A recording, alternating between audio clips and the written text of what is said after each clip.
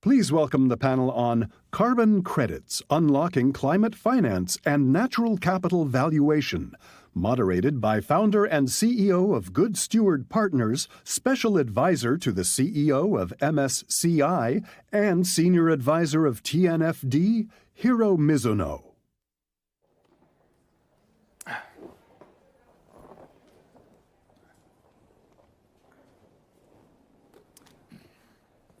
Good afternoon, everyone. My name is Hiro Mizuno.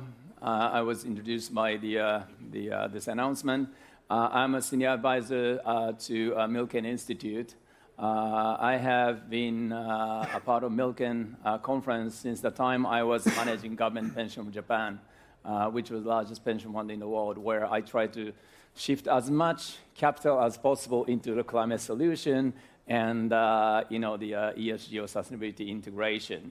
And then for me, my journey has continued after the government pension of Japan to become UN Special Envoy for Sustainable Investment and Innovative Finance. And in all the different ways, I've been trying to find a way to really reallocate the significant capital into developing market to help solve the situation or solve the problems. But I have been almost concluded. Except for these carbon credit, there's no other feasible way to do it. So I volunteered to moderate this panel to get the more input from the other players, which actually are participants in a different way of future sizable carbon credit market. And I just wanted to confirm my conclusions right or not, and I'll invite you to join to get the sense of what we can expect out of the carbon credit market. So we definitely have the best list of the distinguished speakers today to formulate our view on this new potentially investment asset class.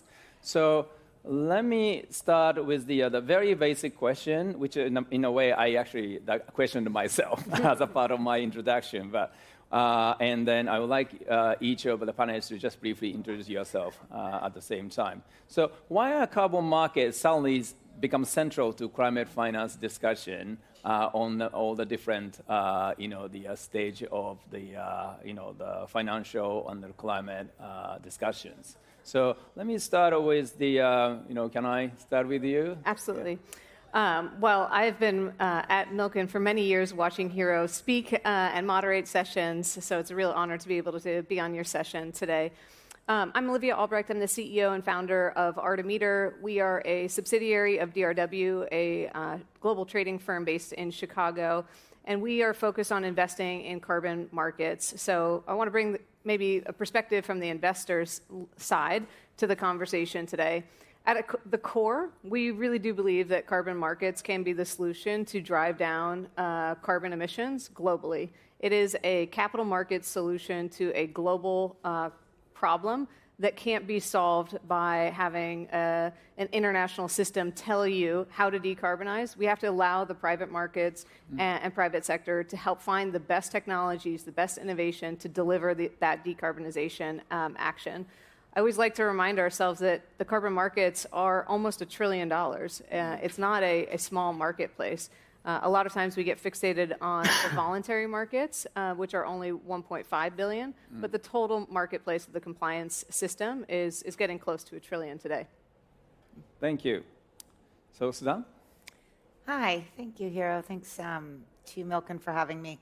Suzanne DiBianca, Chief Impact Officer at Salesforce. And I guess I'm sort of representing the buyer perspective on the panel and big enterprise. You know, we sort of got into the carbon markets as part of our net zero commitment. We also have an absolute emissions reduction commitment because we don't think it's enough to just sort of claim net zero and offset your way through it. So we do both. And we think a lot about quality. We think a lot about transparency. And we're big supporters of nature-based solutions that I can talk a little bit more about. Thank you. Peter? It's a pleasure. Thanks so much for having me here. I'm Peter Fernandez, CEO of Momback. We are a carbon removal company based in Brazil. We remove carbon from the atmosphere by doing large-scale native biodiverse reforestation of the Amazon rainforest. To date, we've raised about $300 million from some of the world's largest and most sophisticated institutional investors like AXA, Bain Capital, Canadian Pension Plan.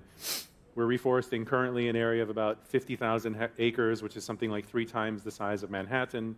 We sold a couple $100 million worth of carbon removal credits to companies like Microsoft, Google, and McKinsey. And so I'm representing suppliers here, the creators of carbon removal credits. My answer to why now, why is carbon becoming such a hot topic? I mean, bottom line is the planet cannot become net zero emissions without carbon credits. It's not possible. We're going to need 10 billion tons of carbon dioxide removal per year by the year 2050 in order for the total amount of CO2 in the atmosphere to stop increasing. And there is no way to get all of that carbon removal without a carbon market. You need somebody to be paying for that carbon removal to occur. It does not occur by itself. And that, of course, roughly translates into $1 trillion a year, roughly, carbon removal market. So I don't know if that market is going to materialize at that scale. That's a big geopolitical question that nobody knows the answer to, but I think the reason that people are focused on it is because it is necessary in order for the planet to become net zero. I see. Thank you. Andrew? Thanks, Hiro, and thanks to Milken for having me today. My name is Andrew Gilmour. I'm the CEO and founder of Laconic. We're based in Chicago, and we represent the sovereign originators of carbon and scale originators of carbon and financial intermediation. As Peter rightly said, we need a market to fully develop outside of the compliance markets and supplemental to the compliance markets to continue to drive scale and volume in transaction flow to enable that macro flow from the global north to the global south, which is going to generate the sustained flows of capital necessary to help us reach net zero. And our thesis at Laconic is that for too often, we take this phrase, the carbon market, for granted. There really isn't a carbon market outside of compliance markets in the true capital market sense today. And that's because the toolkit for that market really hasn't been developed. And so we've been hard at work with partners like Milken to build that toolkit and that framework and extending Article 6 into a capital markets context so that it's understandable to placement agents, underwriting banks, financial intermediaries, the types of institutions that have the balance sheet and the capital to scale this instrument and really drive the flow that the originators can supply for it. So, thank you. Thank you, everyone. It's just obvious we really have the different perspective and to shape the what takes the carbon credit to really make a difference. But rather than just going around each time, I just wanted, pick up some brains, depending on the question, to kind of like, the segment our, flow of the discussion. So the first segment is like, I just want to discuss, it's kind of like what is important is we have seen all the different efforts, but each effort can be 100 or 1,000 of very small scale, transactions. So this time we really need to think about how to make it from niche to mainstream and how to scale to particularly in emerging market. So can I first pick maybe Olivia, what it would take to move from boutique carbon project to institutional scale investment? Yeah, sorry, there's a loud motorcycle that just went past. But basically, what are we going to need to see in terms of getting institutional capital into the carbon markets? I think there are a couple of features, some of which we've already started to address over the past 5 years or so, some of which still need accommodation. One is we need to see clearer demand signals, clearer price consistency in this marketplace. We don't have a liquid market for hedging price risk when you make an investment into a project that's not going to start harvesting their assets for 5 and 10 years in the case of nature-based solutions. Mm-hmm. So we need to create that either through markets where you're seeing futures contracts being brought on board by ICE and other entities that focus on derivatives and things of that nature.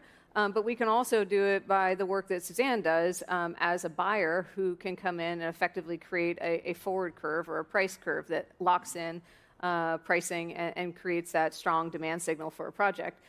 The challenge is that not every project is able to have that demand setting from private buyers.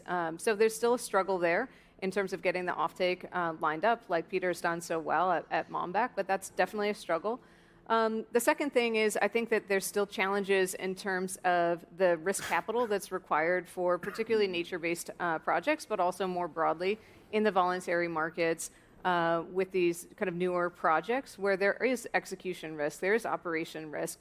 It's not certain that the project developers are going to be able to deliver into those offtakes. So we've got the offtakes lined up, but we don't yet have the right pricing for risk capital that's going to flow through.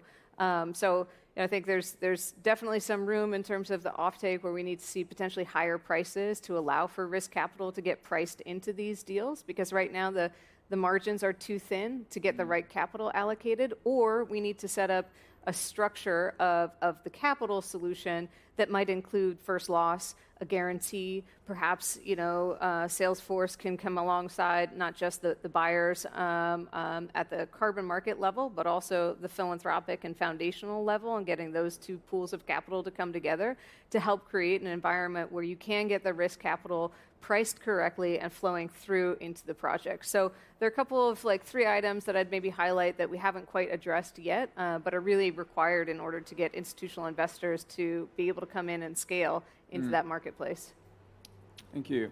So before, I just want to ask also the Suzanne to share the buyer's perspective, but I just want to ask the Olivia about everybody's so excited about Article 6 framework last year. Do you think that will really help unlock the capital, the convergence of the Article 6 framework with maybe voluntary framework? We're definitely seeing, I don't know what the right verb is necessarily, or the right noun is necessarily, for the convergence that's happening between the compliance market and the voluntary market. And Article 6 is absolutely a portion of that overlapping Venn diagram. But we're definitely seeing clear demand signals because of obligations in the compliance market. We're seeing, even in some instances, some buyers of carbon assets on the voluntary side for use on voluntary purposes are even looking to buy compliance-based projects because it comes with more certainty, additional guarantees, et cetera. So we're definitely seeing that migration. Article 6 is absolutely going to help with capital flow from north to south. I'm not sure if it's necessarily going to impact how corporates are looking to buy per se, or what the demand function necessarily will be. But certainly we're seeing more of the kind of international standards and a shift toward obligation and compliance as a key driver for market development in this space. Sure. Oh, thank you, Peter. Yeah, please. Yeah. So in January of this year, the country of Singapore issued an RFP to purchase voluntary carbon credits from private companies like Mombach. And they're doing that sort of in relation to the emergence of an Article 6 system. From a supplier perspective, we view that as like an incredible watershed moment that is totally underreported. I don't know why it's not getting more attention. From our perspective, today our customers are corporations, Microsoft, Google, et cetera. We now have the opportunity to have customers who are nation states. I mean, it's like an astonishing expansion of our total addressable market. And it's basically a really gray area between what's Article 6 and what's voluntary. In our case, it is driving more capital into what we do because investors see that and they want a piece of that demand. So I think it's a huge thing that's happening right now. Yeah, and I'll just maybe add that let's be honest, we're in a weird time in the United States as it relates, to this kind of anti-wokeism moment. And I don't think there's been a new net zero commitment made by a corporation that I know of, maybe in 48 months at this point. And so I think what you see is the companies that you mentioned, your customers, and a lot of great companies, they continue to do the work more quietly than they have in the past, but continue to do the work. So I think that there was things that we were looking forward to in the corporate sector, to your point about maybe a shift in the customer base. Maybe that's a good thing. I mean, we want the and versus the or. But I think, we were looking forward to CSRD, which is now a little bit on pause. The California regulations are now a bit on pause. Your regulation, I think, was a big opportunity for scale. And now I think that is, the legs are shaky on regulation globally, not only in the U.S., but certainly in the U.S. And so I think that, the other thing for us as buyers is quality and demand. And there was a moment in time where there just wasn't enough high-quality projects for the amount of demand that there was. I think that's beginning to shift a little bit. But what I worry about is the no net new zero commitments from companies. I see the ones that have made the commitments, they're everywhere, and they're amazing. And what I'd really like to see is the ones who aren't in the room sort of get into the room, regardless of whether they need to make any kind of announcement about it. But I think people are just keeping their heads down and doing the best that they can in the political and economic environment that we have in this country right now anyway. I really hope that's true, because every time I hear from American corporate executive, now we do, but we don't talk. But I said, I never seen American do things before they talk. So I hope it's true. We're talking. Yeah. Hiro, if I might expand on Peter's comment about the Article 6 tender for Singapore and it being a watershed moment, I couldn't agree more. And also on the supply side, it's a watershed moment because, critical under Article 6 under the Paris Agreement, sovereigns can deliver, right, party to party into international offset schemes like Corsia and the like, but also the ubiquitous other uses, which is really parties to non-parties. So in addition to private developers being able to transact directly with nation states, you have nation states that are also able to transact directly with the private markets outside of a bilateral or a multilateral framework, which is key for having a global capital market. And then I would also add that Article 6 really presents a framework that financial industry professionals can associate with, and it begins to allow us to shift some of the language that's used to describe climate finance into more traditional terms that are familiar to existing capital markets participants without changing the underlying quality of the environmental asset. And, by way of analogy, you might think of the UNFCCC is an overarching program framework, with Paris being a legal framework, with the CMA decisions being kind of product definitions, and then product being an ITMO underneath that in Paris speak. But by way of analogy, that's a direct parallel to the credit derivative market, where you've got the master agreement, and then the product agreements, and then following on down. So we can use Article 6 and the frameworks that have been put in place to begin to talk to the street in a way that we haven't been able to talk to them before and get them excited about the true financial potential and unlock in the capital market. So Article 6, agree completely with Peter, it's not reported on anywhere close to enough. It is a massive, massive watershed moment. Thank you. Well, that's actually, it's very positive to hear, like, Article 6 may possibly increase the investor base. But, it not only to this carbon credit, but also the opportunities in emerging market, like infrastructure investment. I know it very well because I try to increase, do more investment in emerging market infrastructure when I was running a pension fund. Mm-hmm. But at the end of the day, the actual financeable, investable deal is limited. So there's always a mismatch that how much opportunity you can create and how much the potential buyer we can bring into the market. So we talked about we can possibly bring in more, solving all the different type of the buyers, but how to increase the volume of the carbon credit. And I just wanted to ask Peter, is there any specific bottleneck you see to scale quality carbon project? Yeah. So just to make it super clear what we do, we buy deforested land in the Amazon. It's normally cattle pasture. We reforest it with native biodiverse forests. As forests grow, they take carbon out of the atmosphere. We sell that in the form of carbon removal credits to big companies. What's our bottleneck? It's capital. So Brazil is by far the largest opportunity in the world to remove carbon from the atmosphere, because reforestation is the biggest opportunity today to remove carbon from the atmosphere, and Brazil is the largest opportunity to do reforestation. We like to say that we think Brazil is going to be the Saudi Arabia of carbon removal, and in Mombach we're trying to build the Saudi Aramco of carbon removal. What do you need to do reforestation? You need capital, you need land, you need seedlings and other inputs, and you need labor. And then you need demand for your carbon removal credit. We have all of those in spades. What's missing is the capital. We're closing in right now on a new $500 million investment. That sounds big relative to our industry, but relative to the amounts of capital that will be necessary, it's like laughably small, right? In order to do 10 billion tons of carbon removal per year, this needs to be like an almost energy industry scale industry, right? It's very capital intensive to do carbon removal. It's not a bits problem, it's an atoms problem. It's an industry that needs to be created to remove carbon from the atmosphere at scale. And it's going to take tens and then hundreds of billions of dollars to build that industry. So we're able to get, hundreds of millions. We'll probably be done raising $1 billion by the end of this year. That's great. It's a nice little start, but we need to get as quickly as possible to the $5 billion, $10 billion type of fundraisers that are common in like energy, for example, in order to really make a dent in this thing. I mean, just to add to that, I mean, from an investor's perspective, like there's capital to allocate into projects like you're describing, but there aren't that many project developers yet who can handle the scale that's required to build an infrastructure quality program that you're talking about deploying billions of dollars. Yep.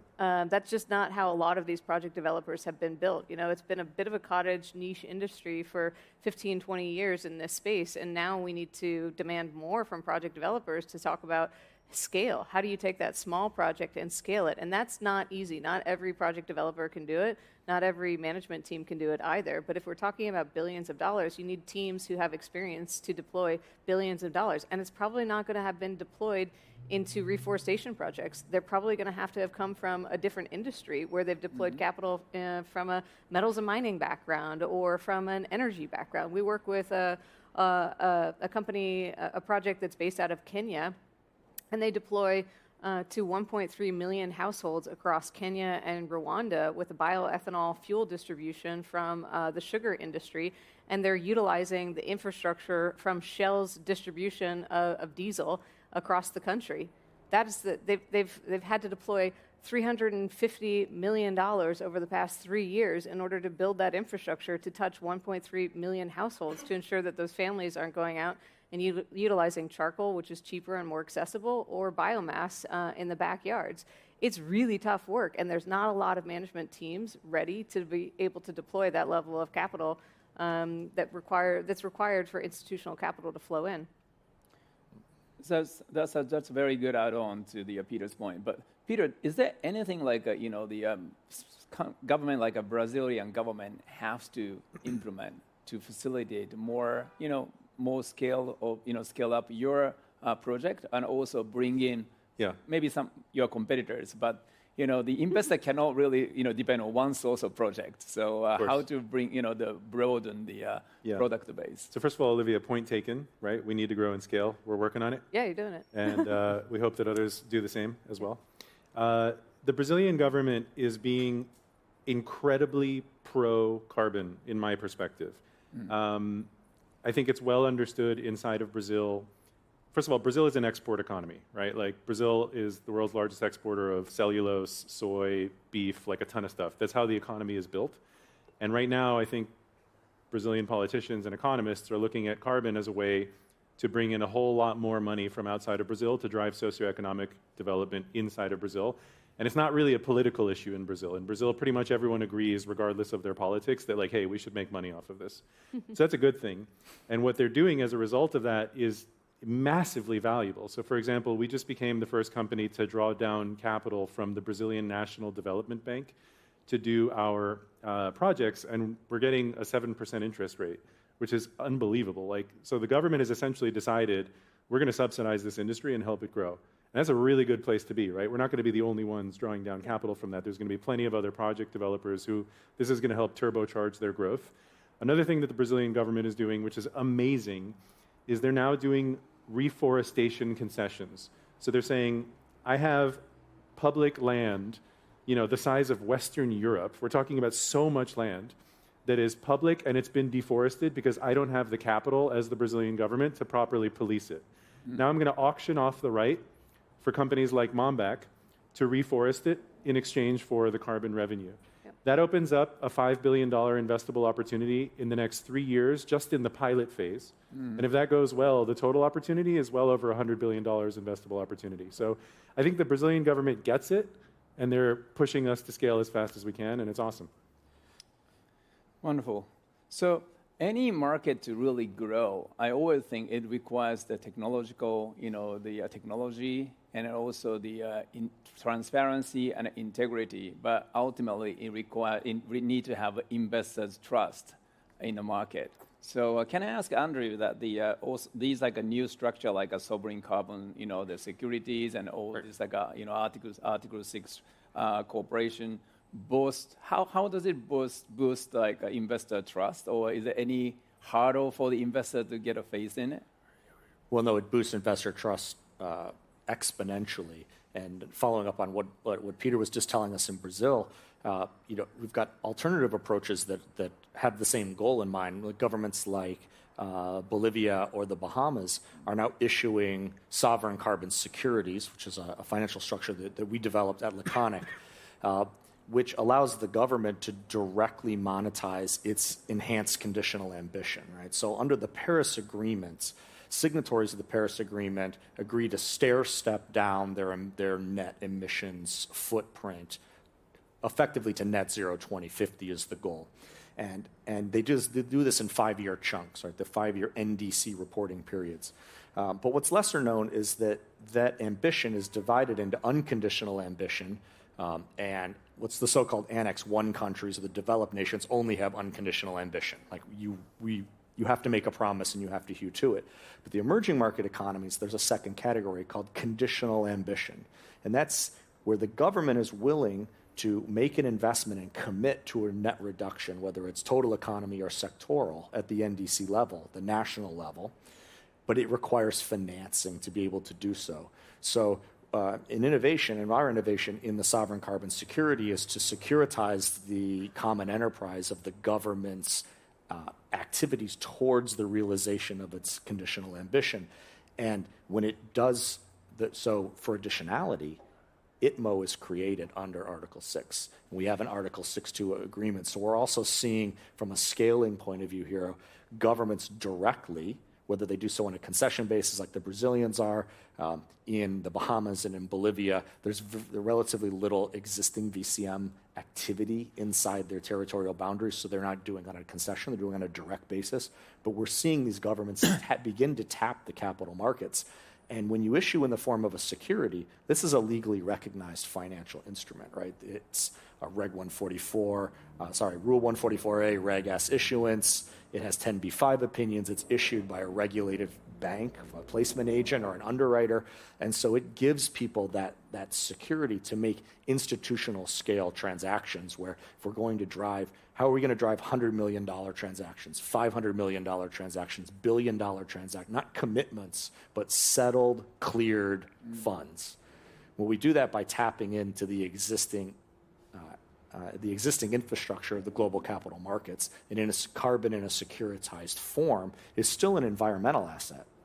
But now it's also become a financial asset for the first time. So it settles, it clears through DTCC or Euroclear, and it can be custodied in any custodial arrangement that any fixed income or equity security can. So we're beginning to see these innovations in the structure of the marketplace, which is freeing up transactability and fungibility across international borders.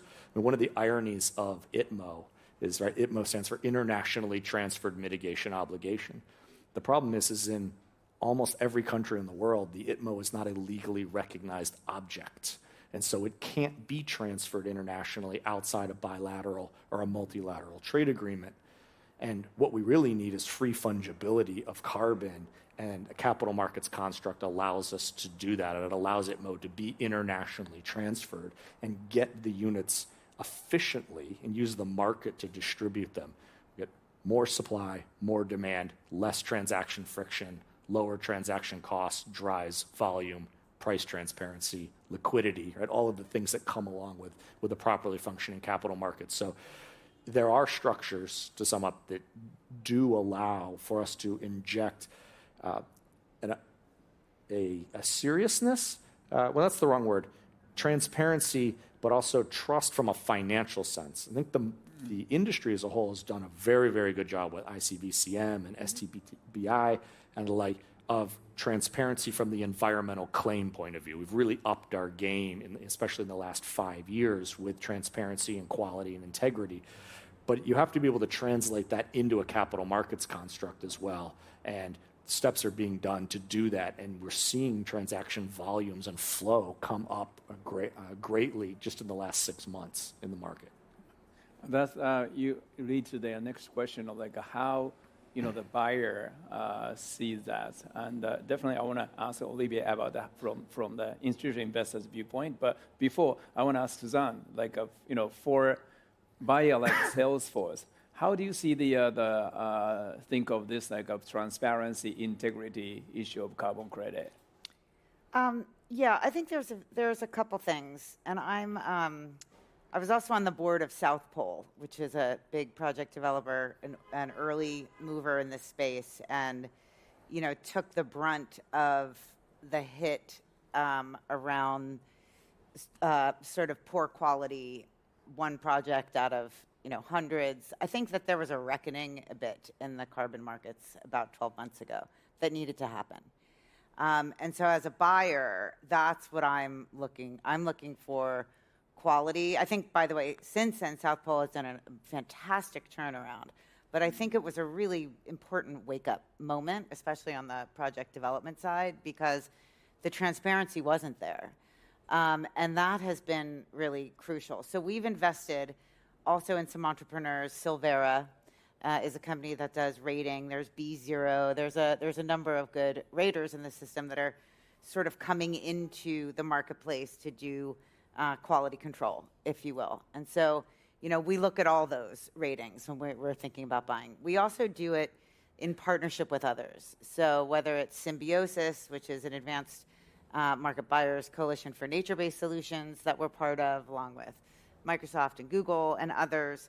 But we're also doing it via the First Movers Coalition, which was something set up by John Kerry, which is another advanced market buyers, in this case anyway, around carbon removals. And so I think there's strength in numbers as it relates to sort of being on the buyer side, that you're sort of going in as a group. I think making sure you're looking at quality around ratings is also really important. And then I think, the follow-on is very important. And I think about, you just have to build in for loss. And so, we have something called this Trillion Tree effort that we've been working on with WEF for World Economic Forum for a long time. There's hundreds of companies that are part of it. And outside of our carbon commitment and our net zero commitment, we've also made a commitment to plant, restore 100 million trees, conserve, restore, or plant. And we did an audit. And so we went out into the field, and we basically about halfway through, and we found that we've lost about 15 to 17% of our investment. Well, it's nature. It happens. There's storms. There's things that are uncertain with weather patterns, and there's fire. And so, you just have to, as an asset class, you have to build in, like other asset classes, a certain percentage for loss. So it was a great moment for us to sort of stop, look at what we've done. That wasn't that they weren't high quality projects. It was just there was natural loss as part of it. So we now, plus 15% in our budget, and we go a little over, so we make sure that we get to the number. So I think those are all the things that we found really help with ensuring a level of comfort as a buyer, and really make sure that you're not just doing it as a one and done project, but that you have a deep relationship with the partners that you choose over time. Thank you.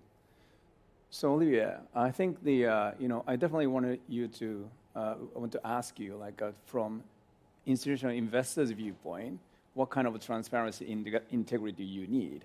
But I just want to add one,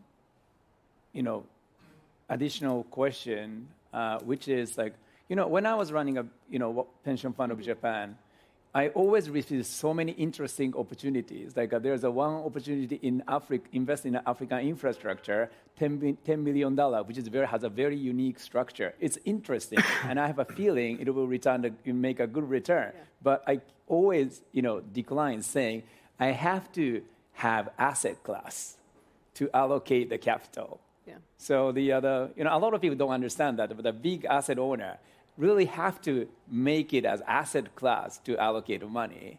So what do you think is necessary to make this a carbon credit as not just an opportunity, but to make an asset class? Really interesting, provocative question. Just to go to Suzanne's example, I think that's part of the challenge, the natural losses that happen by natural experiences with this asset class make it very difficult to price. It may be one thing to have had a 15-16% loss on the trees that were planted, but for an investor, margins are tight and thin. You've got to price risk assets correctly. What do you do in that circumstance? There's no one to blame. It wasn't a mismanagement of any sort. It's just a natural disaster that may have happened. And yes, we have insurance products coming into the market. Yes, we have private insurers trying to price those risks, and I think we're getting better at that. And 5 years ago, there were no insurance companies that were coming into this market, so that's a good thing. They're very expensive still today because the underwriters are still trying to understand what the risks are that they're underwriting against as well. So as a consequence, their premiums are pretty expensive, and hopefully over time, that'll go down. You've got buffer pools at registries, and a lot of people find a lot of challenges intellectually with the buffer pools and the role of buffer pools. But for me, this all kind of leads to you're going to have to see probably a higher pricing for high-quality carbon projects to allow for, again, what I would call risk capital to come into these projects that still have fundamental risk attributes that probably means that the investors need to be, more fully compensated for the risks that they're taking on. So I think that's a fundamental challenge. Hiro, your question is really interesting. When you think about an asset allocator's kind of day-to-day and decision-making, they're thinking in terms of allocations across different pools of capital. Right now, carbon markets, to the best of my knowledge, for most investors, would fit into kind of an alternatives category, kind of the catch-all. You've got 5% or 10% or 7% to play with that are kind of outside the traditional allocations. I think we basically have to have a better understanding of what the risk-adjusted return, what the correlations of this asset class are over time. And right now, there's so many different types of carbon assets within this, let's call it $1 trillion, I think it's $800 billion total marketplace. You've got compliance cap and trade schemes that are compliance assets that trade in a certain way. Those are very different and tend to, I would argue, not have environmental attributes associated with buying those securities. Then you've got voluntary carbon markets, which act in one way or another. And increasingly, we're focused on CORSIA market, which is the aviation's compliance industry. So it really, I think it comes down to understanding how these assets would perform from a correlation perspective and a risk perspective and a broader allocation. And I just don't think we have enough data yet to think like that, to be able to assess those risks like that, for it to be a standalone asset class. I think it still falls under the category or the sleeve of alternative investments for time being. I think the challenge of putting that in alternative investment, the asset class is that usually they require a higher return. So that's a challenge. But I think that point was taken. And can I ask either Peter or Andrew, is there anything you want to add? I mean, what you think is to attract institutional capital? Yeah. Okay. So the first thing is management. We deliver a high teens net return. And so it's not charity, right? There's actually a real case to invest in that, depending on what you think about the asset class. Yep. Our early investors, which include investors like AXA, the large French asset manager, they invested because they have a natural capital thesis. For them, the asset class is called natural capital. It's everything that exists in nature, where it's pretty easy to understand why water can be a good investment, right? There's not enough of it. Carbon is becoming monetized, maybe in the future biodiversity. They're managing $1 trillion, and they're thinking, look, I just need exposure to everything, including natural capital. This can be a hedge against climate change, which may negatively affect other parts of my portfolio, et cetera. That was the early days. What we're seeing today is, and I'm very excited about this, is the entrance of infrastructure investors. which in my mind makes total and absolute sense. Because, for example, a nature-based carbon removal project like ours, a reforestation project, it looks an awful lot from an investment standpoint like an energy project. We put in a ton of money in years 1 through 3. We don't start making money at all until year 4, and we don't get paid back until like year 10. And this is risky, obviously. So what do we do to offset that risk? The exact same thing they do in the energy industry. We get offtake agreements, which are guaranteed revenue. And so we have these infrastructure investors who want to put like 250 million, 500 million per check to work. And they're looking at this and they're saying, oh, I recognize this profile. So what we're hoping is that in the coming like 12 to 18 months, we're going to go from like 20 to 60 million dollar checks to like 250 to 500 million dollar checks as the infrastructure world sort of gets turned on to a big way to increase their AUM. Yeah, and similarly, we're seeing people take direct exposure to carbon. So they could take indirect exposure on the infrastructure basis and get those high teens returns. There's from another portfolio allocation point of view, again, because we can now warehouse carbon on a balance sheet in a securitized format, we're beginning to see asset allocators take direct exposure to carbon, whether that's as an intrinsic hedge to environmental risk that's embedded in their legacy portfolios, or as a pure speculation on the rising price of carbon. And we're seeing a variety of sovereign wealth funds and the like want to go intrinsically long carbon, especially in Article 6, because Article 6 units, emissions reduction units, have to be netted against every other country's greenhouse gas inventory. So there's an intrinsic limits, like in Bitcoin, right, to the supply. And I'm saying that carbon is like Bitcoin, but in this case, they're analogous in that there isn't an unlimited supply. And so over time, as those emission reduction units are generated, that should serve as a natural driver of an increase in price. And from an asset allocation point of view, we're still seeing it here in alternatives as well, but interestingly, we're seeing like large-scale pension funds and other allocators that they may have a mandate to offset the emissions of their portfolio companies, but they haven't had a financial tool to be able to do that to date, is that they are expressing interest in buying units, fund units, right? They're saying, well, it's a new instrument, and I like it, and okay, it passes compliance and legal, but we got to go to committee, and it's going to take us 6 months or 9 months to get it approved. Is there a fund that I can buy a unit in? Because I can buy that today.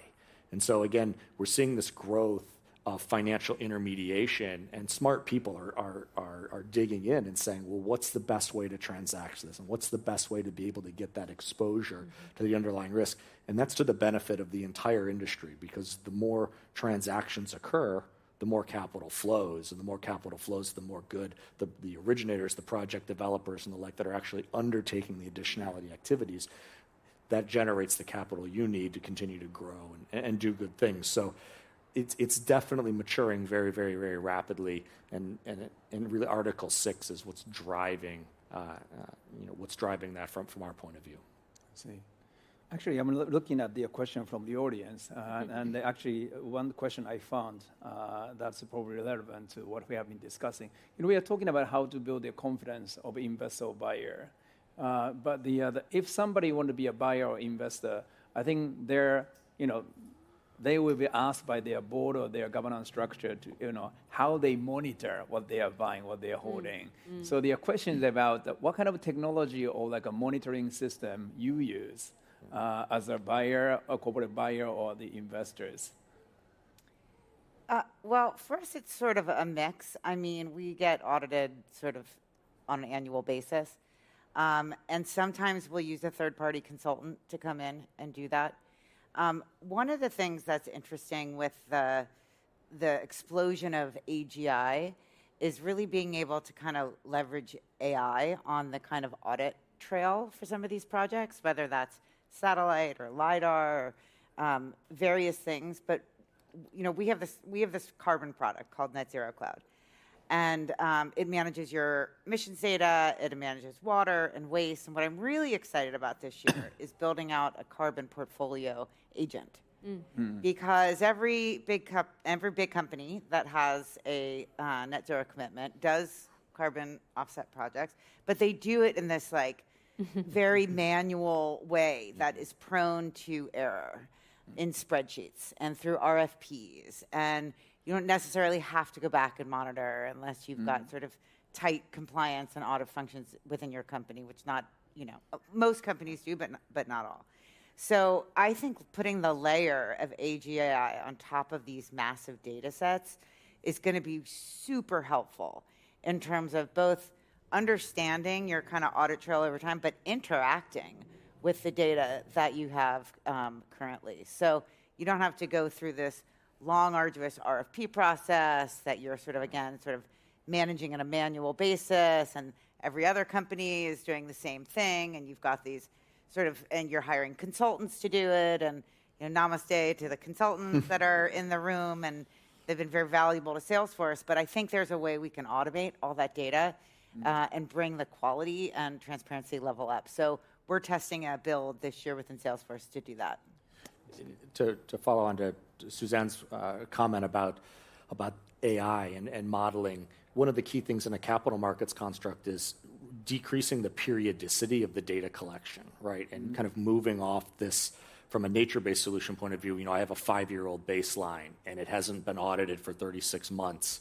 And in a capital markets construct, that just doesn't cut the mustard, right? No one wants to price that risk. So we need to decrease the periodicity. And with the rise in remote sensing, what we did to facilitate that capital markets activity is build a data aggregation platform, which we call SADAR, that powers that back end and that allows us to actually identify each T of TCO2E at a granular unit level and assign a unique identifier to it. We call it a LUCID, the Laconic Universal Carbon Identifier. And you can think of that as an ISIN or a QSIP for carbon. Because one problem we have with the multi-registry system in the VCM is it's very difficult to deduplicate the database. And under Article 6, no double counting, right? Not only do we need authorization, not only do we need corresponding adjustments and netting of GHG inventories at the national level, but we cannot have double counting. And so if you have to be able to guarantee that you don't have double counting, and that means putting a tracking system in place. So this isn't kind of the sexy part of the business. This is the plumbing that makes these transactions happen, but that drives assurance into the system by having access to these data structures. And it decreases that periodicity and makes diligence much, much easier. On our Bolivian project, it's a LULUCF backing. Our model has 40 trillion data points in it, right? We're tracking 108 million hectares of land cover for the entire territorial boundary of the country of Bolivia on a monthly basis, and it's updated via remote sensing. And the law of large numbers actually helps that financing, right, from an aggregation point of view, because F1 scores, model accuracies go through the roof when you have more data. And you can bring other types of transactability to it from a collateral point of view. As Olivia, as you were pointing out, if you've got a small project, you need to monetize 100% of your stock, of your production every year, because the business case, your model requires that. If you're a country, you can monetize a minority of your activities, but you can pledge the entirety of your activities from a delivery point of view. And that allows us to also create structured financial instruments where delivery is statistically enhanced. We can't guarantee, and so there are insurance products and first loss buyers and the like for that. And so this AI is definitely driving a tremendous decrease in the periodicity of the data and the reliability of the data, and that helps everybody. It's like shining a light right in the corner, and we want the cobwebs to go away, because if everybody believes in the price signal and the validity and the transparency, then we'll have a truly functioning market.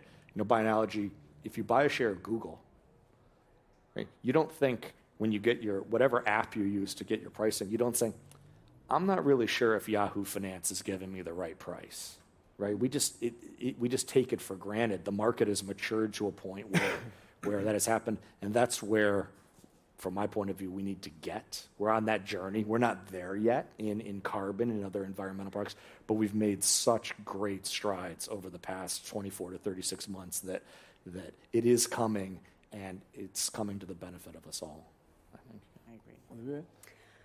Look, from our perspective as investors, there's a process that we have to go through from a due diligence process perspective before we make an investment, before we choose to fund into a project, going through a similar exercise that you would for any kind of infrastructure-oriented project. Other key features that you can add in terms of your due diligence process is going to be milestone payments, watching and tracking how the project is progressing and ensuring that you're delivering capital into the project as it continues to need to have that financing. That's a tool that you can use, as Peter was saying, with the first 3 years drawing down a substantial amount of capital. Well, yes, you're not harvesting any cash flow yet, but you can see the milestones and ensure your capital is getting deployed appropriately. In many instances, we may also take equity position into the project developer at the topco as well, which might give us a board seat, which gives us kind of access to key information and more real-time insights. And of course, through the asset management of the asset over time, I mean, you're recommitting your due diligence on a high frequency basis, ensuring that everything is progressing as expected with the project, and that's increasingly using data and analysis from remote sensing. But also, it's just getting boots on the ground and spending time with the communities that are being impacted, and really committing yourself to making an investment, as you said. In emerging markets, it requires you to be boots on the ground and to see what's really happening. And there's lots of guardrails that you can put up with better and newer data and technology. But ultimately, I think it's a human exercise where you're going to have to get boots on the ground and see how the project is progressing. Thank you. Let me ask one question, just on behalf of all those potential buyer or investor into carbon credit.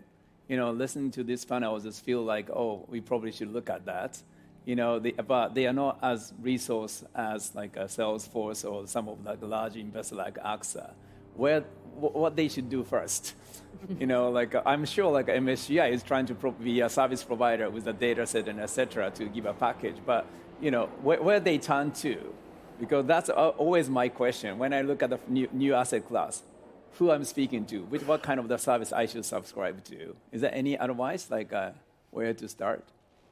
From an Artemeter perspective, we're effectively an emerging investment manager in the carbon markets and decarbonization space. So looking for teams of people who understand the asset class that you're looking to deploy into, in this case, carbon, and finding the right team who can sort through what these opportunities are. There are many projects out there, and knowing which ones are the most credible, highly transparent, the ones that are going to deliver quality and are ultimately going to be purchased by somebody like Suzanne and her team is not easy work, and being able to sort through that, I think, is really critical. Just as a small data point for our team, in the past 12 months, we've due diligence, so not just talked to, but due diligence about 100 projects, and we've only invested in a small handful of those, and by small handful, I mean one handful.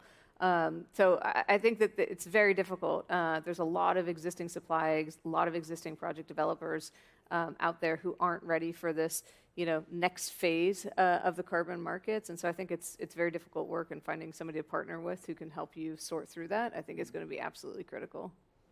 And I think for us, which is part of the reason we built this product, is where to start is you got to know what your emissions are. I think that, and then you have to really have a clear strategy for how to get them down on an absolute basis, and then offset what you can't.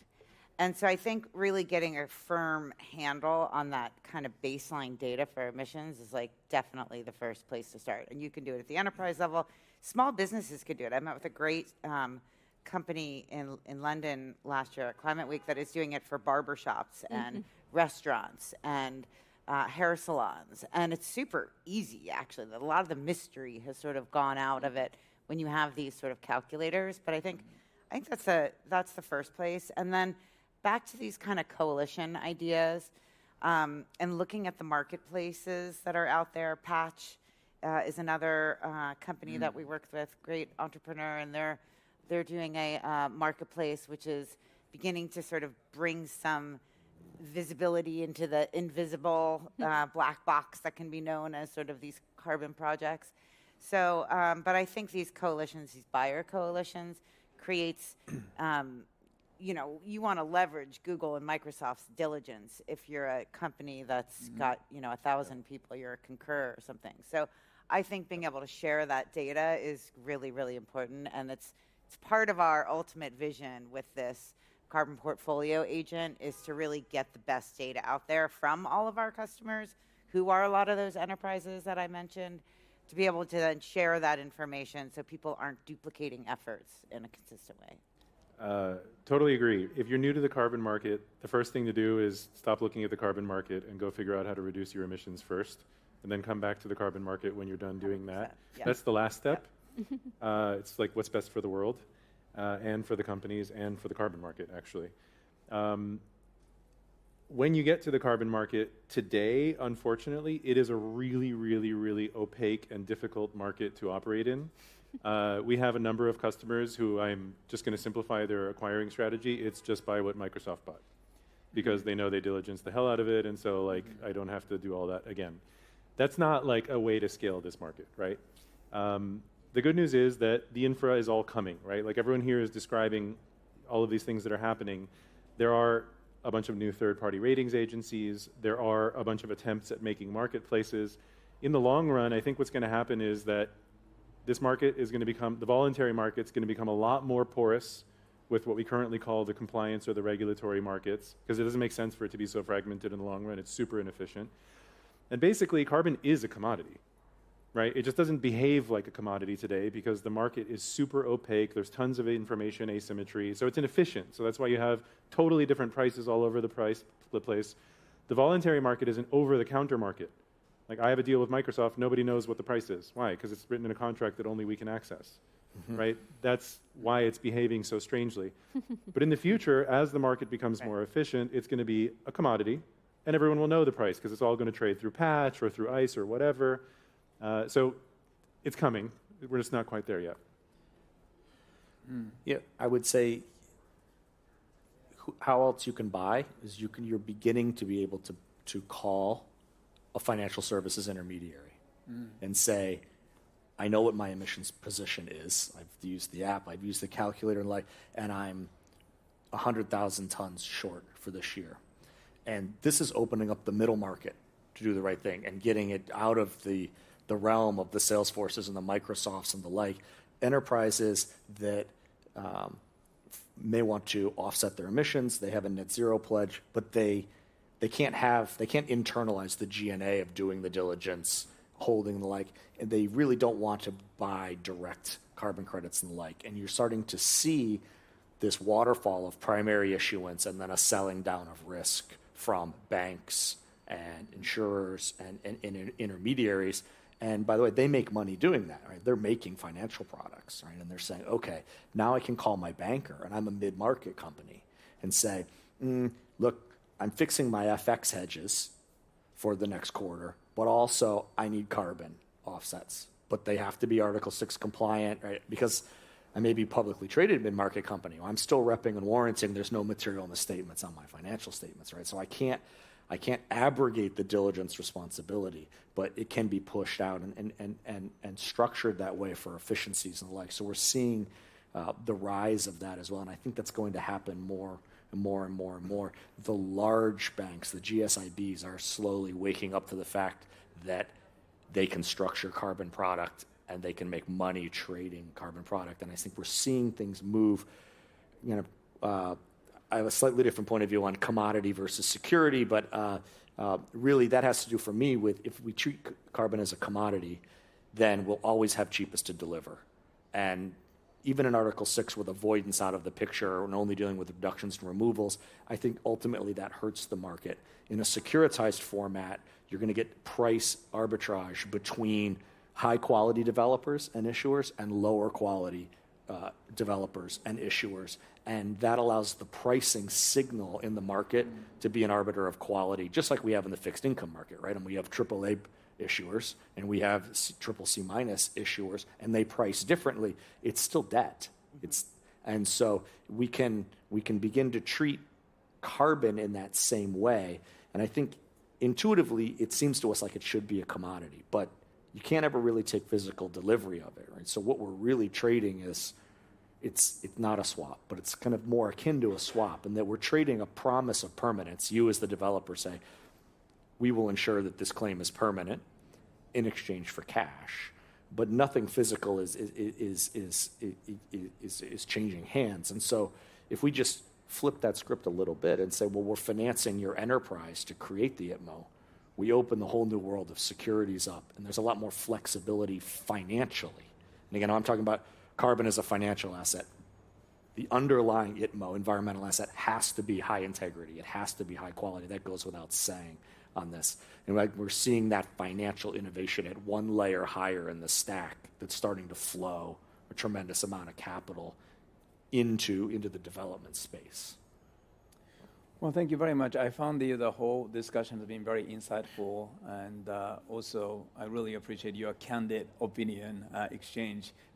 Now we are running out of time, so I just want to ask you a last question. So we are already, in a sense, approaching Brazil COP. So we are hoping that this carbon credit, particularly nature-based, will be a big topic.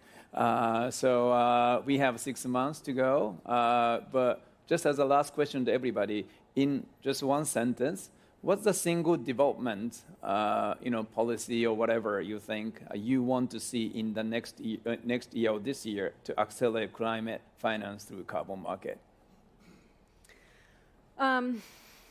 I would really like to see the compliance markets open up a larger portion of their obligations to allow for high-quality carbon projects that are having real-world, tangible environmental benefits. Right now, within the compliance cap-and-trade schemes, in the range of, say, 10% do they allow for carbon projects. I'd like to see that number increase significantly so that we can see real capital get driven into these projects around the world.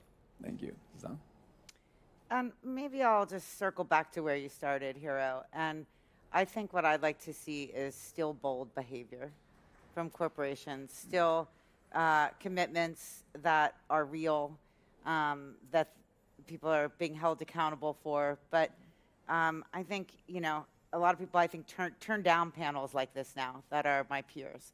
And I think we can't do that. We can't shy away from this crisis that affects the whole globe. So I'd really like to see sort of some bold statements, some bold commitments from people that are still going. Thank you. Peter? What we would love is more debt. Today we get debt from DFIs. We can only have like a 20% debt ratio. No capital intensive industry scales with a 20% debt ratio. So we're working very hard to convince private lenders, A, that we are bankable, and B, that we should be able to increase our debt ratios over time. That's going to let us reduce prices for you, increase returns for you. Everyone will be happy. Thank you. Andrew? Yeah, I want to see the first billion-dollar bullet transaction, a single settlement transaction in carbon as an asset class, because that's proof that the institutional buyers have shown up in the asset allocator. So I'd like to see that. And I guess as a second bonus, I'd like to see the first material short position in carbon within the next year. And that is a good thing, not a bad thing. Yeah. We have to transition away from a long-only market. There's a bid and an ask in a true capital market. And if we really want trillions of dollars of capital to flow, we need that price discovery. And so I want to see somebody take the contrarian view. Love that. To show sell on that. Thank you. Well, thanks very much, and I hope the audience enjoyed this, and thank you very much to all the panelists. Thank you.